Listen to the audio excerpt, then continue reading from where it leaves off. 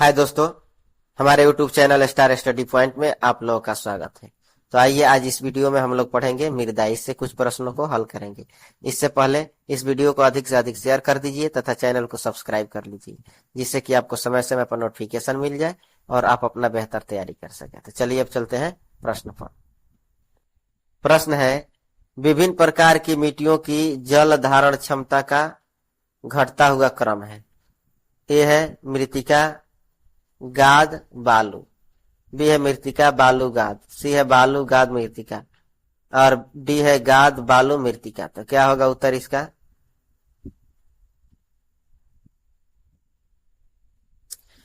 Option A हो जाएगा मृत्तिका, गाद, बालू। विकल्प में दी गई मिट्टियों की जल धारण क्षमता का घटता हुआ क्रम इस प्रकार से है: मृत्तिका, गाद और बालू। अगला प्रश्न है, किस मिट्टी में केशिका यानी कैपिलरी सबसे अधिक प्रभावशाली होती है? ए है चिकनी मिट्टी, बी है पांसु मिट्टी, सी है बलुई मिट्टी और डी है लोम मिट्टी। तो क्या होगा उत्तर इसका? ऑप्शन ए हो जाएगा चिकनी मिट्टी। केशिका क्रिया चिकनी मिट्टी में सर्वाधिक प्रभावशाली होती है, जबकि बलुई मिट्टी में यह न्यूनतम होती है। अगला प्रश्न है, मृदा संरक्षण वह प्रक्रम है जिसमें ए है वंध्य मृदा उर्वर मृदा में परिवर्तित होती है, बी है मृदा वतित होती है, सी है मृदा अपर्दन होता है, डी है मृदा को नुकसान से सुरक्षित किया जाता है। क्या होगा उत्तर इसका? ऑप्शन डी हो जाएगा मृदा को नुकसान से सुरक्षित किया जाता है। बृहत अर्थ में मृदा संरक्षण का अर्थ केवल अपर्दन को नियंत्रित करना ही नहीं होता है, बल्कि इसका उद्देश्य भूमि की उच्च स्तरीय उर्वरता को बनाए रखना भी होता है। सामान्य अर्थ में भूमि उपयोग में सुधार ही मृदा संरक्षण कहलाता है।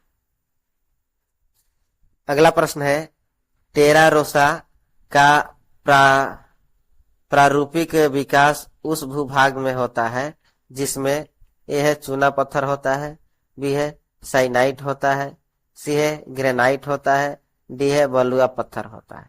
क्या होगा उत्तर इसका? ऑप्शन ए हो जाएगा चूना पत्थर होता है। टेरा रोसा एक प्रकार की लाल चिकनी मृदा है जिसका निर्माण चूना पत्थर वाली चट्टानों के अपेक्षा से होता है। अगला प्रश्न है, मृदा विक्षालन बड़ी समस्या है। ए है उष्णकटिबंधीय वर्षा वन प्रदेशों में, बी है अफ्रीकी सवाना में, सी है भूमध्य सागरीय प्रदेशों में, डी है ऑस्ट्रेलियाई डाउन्स में। तो क्या होगा उत्तर इसका?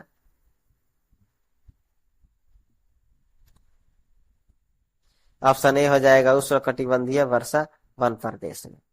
अगला प्रश्न है, हैलोफाइट्स अच्छी वृद्धि करते हैं। ए है अम्लीय मृदा में, बी है ठंडी मृदा में, सी है कैल्शियम युक्त मृदा में और डी है क्षारीय मृदा में। तो क्या होगा उत्तर इसका?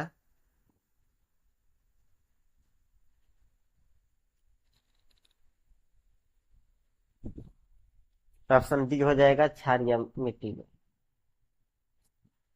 हैलोफाइट क्षारीय मृदा में अच्छी वृद्धि करने वाली वनस्पतियां है। अगला प्रश्न है, कथनों पर विचार कीजिए। कथन ए, मिट्टी की प्रजातियों में से मृत्तिका अधिकतम जल धारण करती है।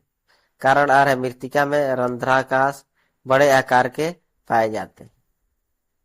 यहाँ ए दिया, ए तथा आर दोनों सत्य है और ए का सही स्पष्टीकरण है आर है। बी है ए तथा आर दोनों सत्य है किंतु ए का सही स्पष्टीकरण आर नहीं है। सी है ए सत्य है और आर असत्य। डी है ए असत्य है और आर असत्य है, आर सत्य। क्या होगा उत्तर इसका? ऑप्शन सी ए सत्य है किंतु आर असत्य है। मृत्तिका मिट्टी के कणों का व्यास छोटा होने के कारण इसमें जल धारण क्षमता अधिक पाई जाती है, अतः कथन ए सही है।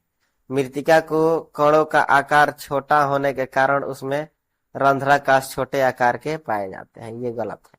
अगला प्रश्न है, भू संरक्षण की परिरेखा बंधन विधि का प्रयोग कहाँ के लिए होता है? यह है प्रबल पवन क्रिया के अधीन मरुपान, भी है नदी प्रवाह के सन्निकट का बाढ़ग्रस्त होने वाला निम्न समतल मैदान, सी है अवतीर्ण से बढ़कर फैलने की संभावना से युक्त गुल्म भूमि, डी उपयुक्त में से कोई नहीं। ऑप्शन डी हो जाएगा उपयुक्त में से कोई नहीं। भू संरक्षण की परिरेखा बंधन विधि का प्रयोग जो है पहाड़ी ढाले क्षेत्रों में किया जाता है। वर्षा के दौरान यह पानी के बहाव को धीमा करके मृदा अपरदन को रोकता है। इसके तहत पहाड़ी ढलानों पर मेढ़बंदी करके खेती की जाती है, जिससे बारिश का पानी तेजी से नीचे जाता है और मृदा का कटाव कम होता है। अगला प्रश्न है अभिकथन यानी दावा। ये है केचुए खेती के लिए अच्छे नहीं है। तर्क कारण आर जो है केचुए मिट्टी को महीन कणों में परिवर्तित कर इसे नरम बना देते हैं। यह है यदि ए तथा आर दोनों सही है और आर ए सही व्याख्या है। भी यदि ए सही है और आर गलत है। सी है यदि ए और आर दोनों सही है किंतु ए की सही व्याख्या नहीं है। डी है यदि ए गलत है लेकिन आर सही है। तो क्या होगा उत्तर इसका? ऑप्शन डी हो जाएगा यदि ए गलत है आर सही। केचुए मिट्टी के निर्माण एवं इसकी उत्पादकता में वृद्धि में विशेष योगदान देते हैं। इन्हें पारिस्थितिक तंत्र का इंजीनियर कहा जाता है। ये मिट्टी के छिद्रों का निर्माण करते हैं जिनसे होकर जल एवं ऑक्सीजन अंदर तक पहुंचता है तथा कार्बन डाइऑक्साइड बाहर निकलती है। केचुओं का मल मिट्टी की उत्पादकता के लिए महत्वपूर्ण होता है। ये मिट्टी को महीन कणों में परिवर्तित कर नरम बना देते हैं। ये अपघटक का कार्य करते हैं। ठीक है। अगला प्रश्न है निम्नलिखित में कौन मृदा से संबंधित है? ए है इडेपिक, बी है क्लाइमेटिक, सी है बायोटिक और डी है टोपोग्राफी। तो क्या होगा उत्तर इसका?